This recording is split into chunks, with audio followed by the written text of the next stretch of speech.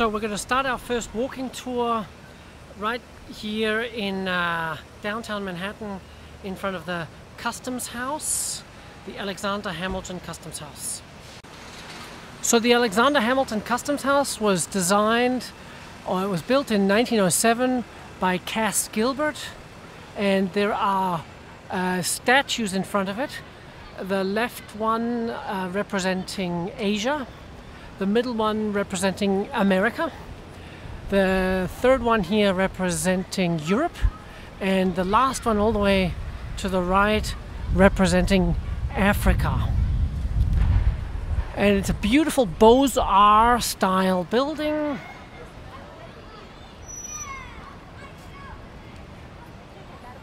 Let's check it out inside.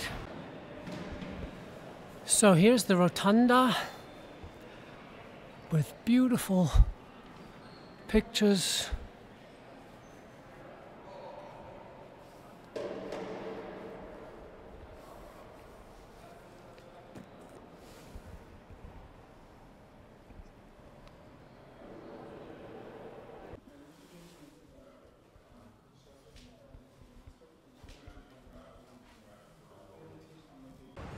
So next on our list is a small little park called Bowling Green Park.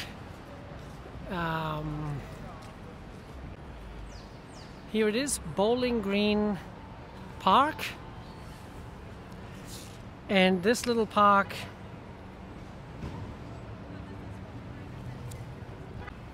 so this is Bowling Green Park, and it was first used as a cattle market, hence the name of Market Field Street, a block east.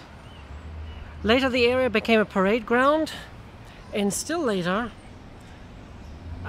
Bowling Green leased in 1733 for the annual fee of 1 peppercorn per year. The Bowling Green fence from 1771 was built to keep the park from collecting all the filth and dirt in the neighborhood, and to protect an equestrian statue of George III erected in 1766, but it was torn down in 1776, 10 years later, by a crowd of patriots stirred to action by a public reading of the Declaration of Independence. Just beyond Bowling Green is the flagpole. Here's number 1 Broadway, built in 1884. Here is the former Cunard building.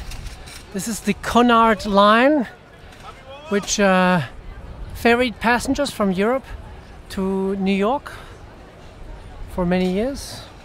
Later became a post office. Here's the famous Charging Bull, representing Wall Street, just north of Bowling Green. It was built or made by an artist, Sicilian-born artist, in 1989, and placed here as a surprise present to the public. 26 Broadway is the former Standard Oil building, the Rockefeller Company, built in 1922 by Cartier and Hastings. Here used to be the Museum of American Financial History, now gone. We're now heading over to Battery Park.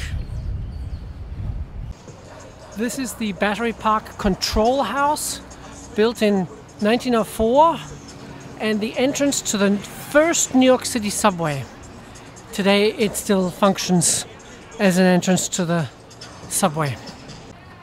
Here's a flagpole given by the Dutch, by Holland to New York City as a sign of affection for the city's founders.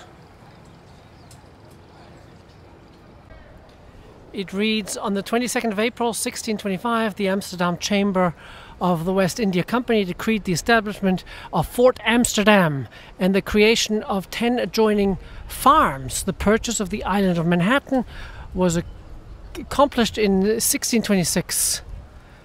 Thus was laid the foundation of the city of New York.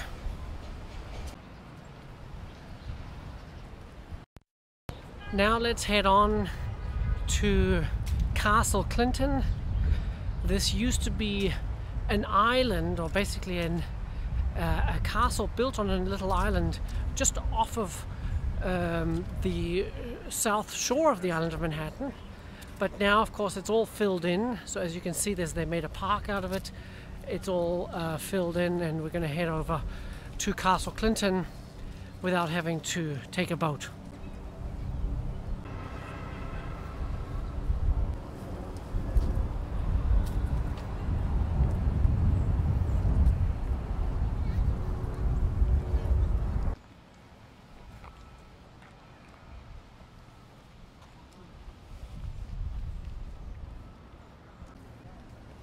So we're going to now head into the Castle Clinton National Monument, and the original fort, the Southwest Battery, was situated on an island about 20 feet from the mainland and connected to it by a wooden causeway with a drawbridge.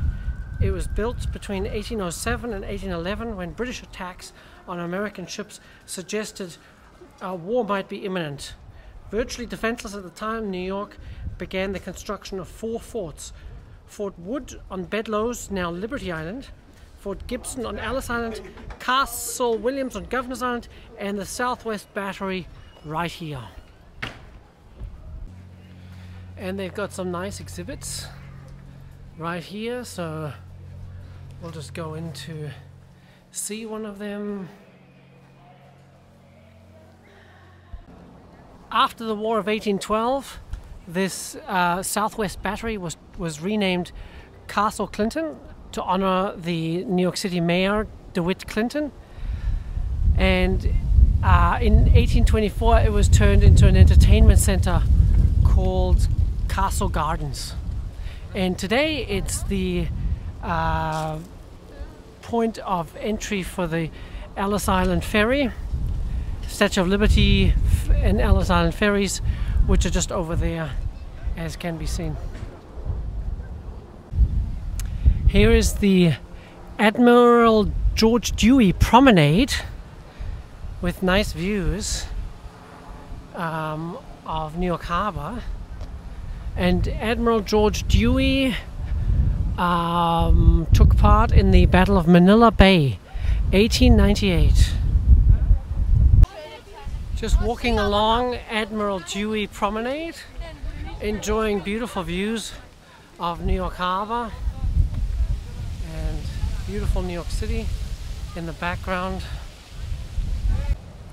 My next stop is the Merchant Marine Memorial, commemorating all the soldiers during the time of the Second World War who were in the Merchant Marine. This statue commemorates all the immigrants who came in through Castle Clinton.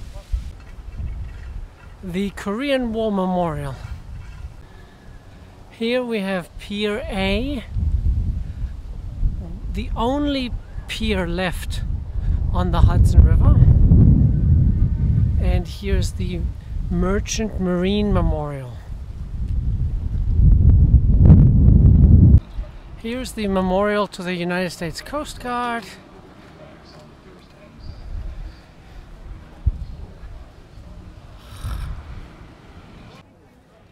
So I'm now heading out of Battery Park, leaving this beautiful Battery Park and heading across to the birthplace of Herman Melville, author of Moby Dick. So this is 17 State Street, the birthplace of Herman Melville, but this building was built in 1988 to replace that building. And right here we have one of the oldest buildings in the city, the St. Elizabeth and Seton Shrine. So this used to be the James Watson House and was built in 1798. And right next to it is a church or rectory. Across the street behind me is the Peter Minuit Plaza, which is supposedly where Peter Minuit purchased the island of Manhattan for $24 from the native American Indian tribe in 1644. Here it is. This is now the point of entry for the Staten Island Ferry. Here's also a monument to the first Jewish Sephardic community of New York, who landed here in September 1654.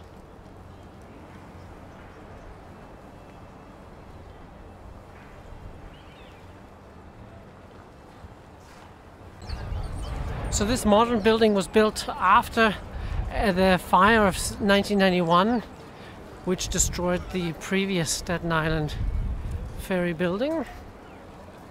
And it's a great sightseeing opportunity because it's free to take the Staten Island ferry.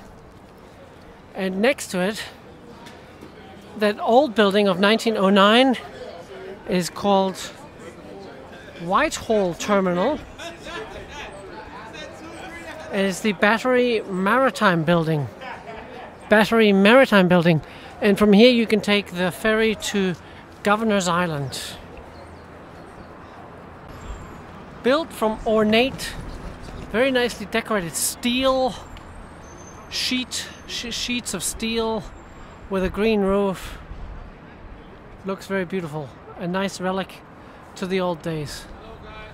In the background there, the Brooklyn Bridge. Right behind me is the One New York Plaza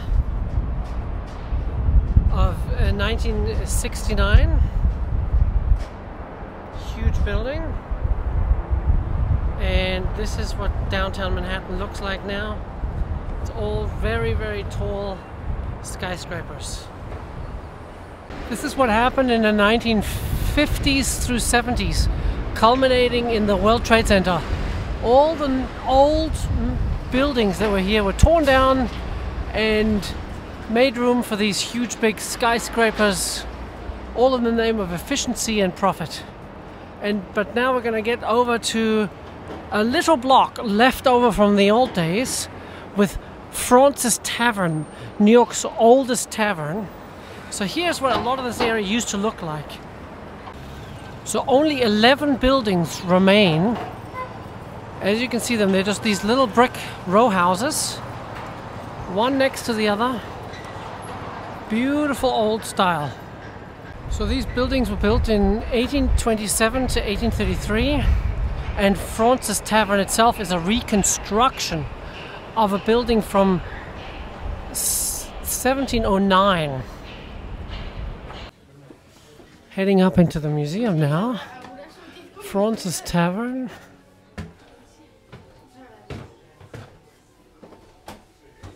This is where George Washington also dined before giving his farewell address.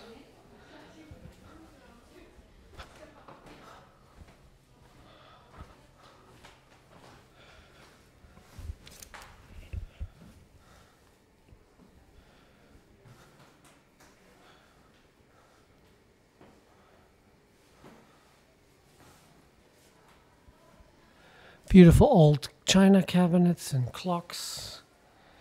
A secretary.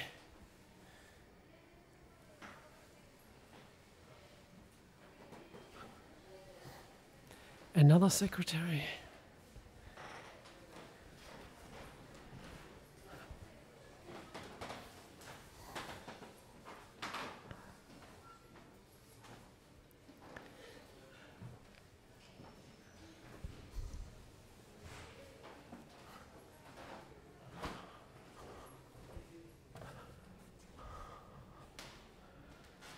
Beautiful old tables.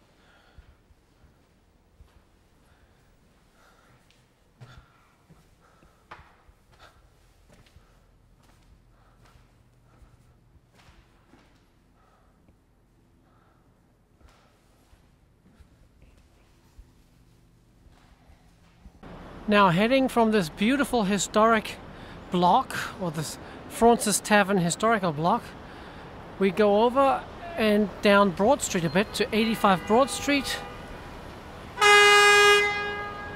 home of Goldman Sachs. So this 30-floor huge big skyscraper, built in 1983 by Skidmore, Merrills and Owens, bought up all the air rights of the historic block. That's how they were able to build it. But they also discovered archaeological remains from days long past. These are the first remains of the city. So these remains were the old Dutch City Hall, which was unearthed right here. So they found them in 1983 when they built this big office tower. Here is, at 75 Broad Street, the International Telephone building. Huge big high-rise. Art Deco style from the 1930s, with a very, very picturesque lobby. The International Telephone and Telegraph Corporation. This one is the American Banknote Company building.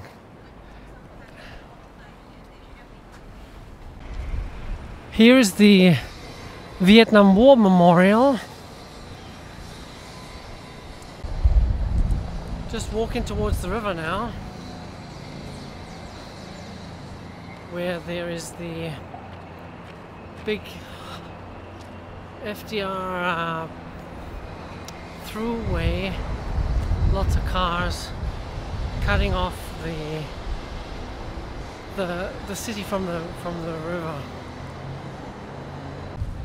FDR Drive in the background.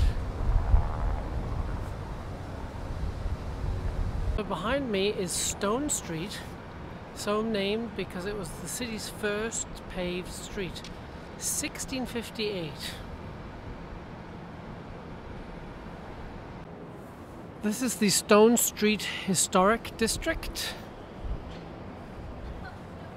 So here at 21 South William Street we have the former Italian Alps Club with a huge mansard roof. And these used to be counting houses. So these buildings, all from the turn of the 20th century, 1907, 1909 and 1903, look Dutch in design or in architectural features. This is Mill Lane, named Mill Lane because the Dutch had built a mill which stood here at one point. Here on the corner is Delmonico's restaurant from 1891, one of the oldest restaurants in the city.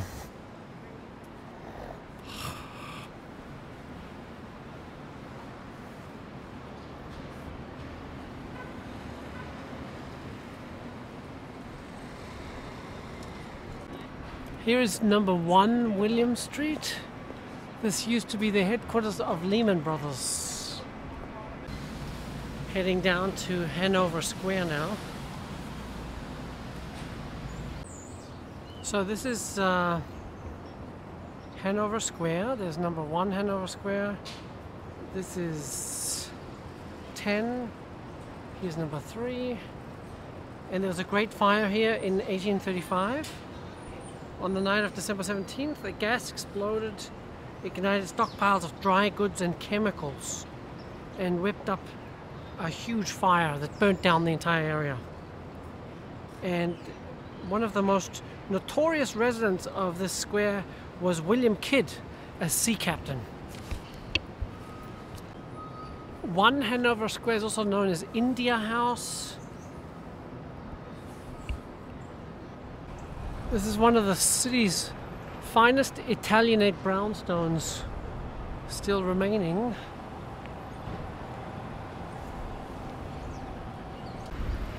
Now I'm walking down Old Slip, or East River Slip, one of the East River slips. And here is the New York City first precinct station house, built by Richard Morris Hunt in 1909, and it now houses the New York City Police Museum.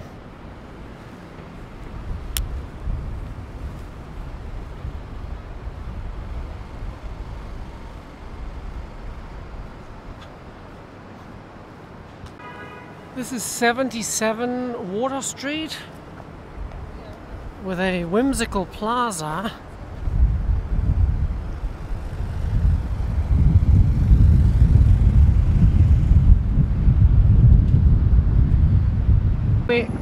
Here we are at the Wall Street Plaza, a huge big aluminum mirror.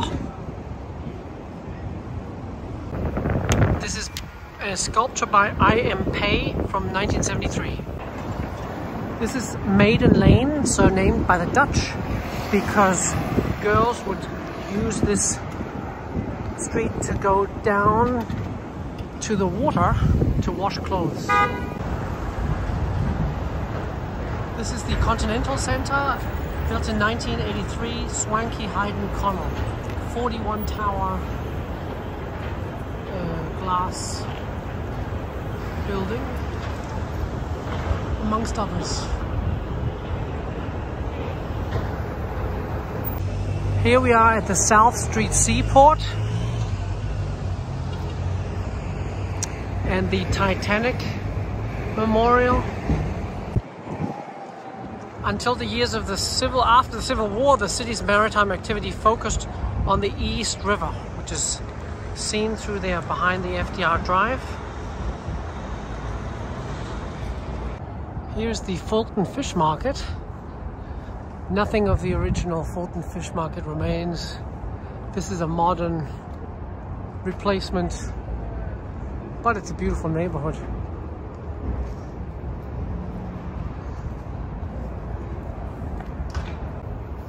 This is Schermerhorn Row, which was a collection of banking houses and insurance companies connected to the South Street Seaport before Wall Street took over that kind of business.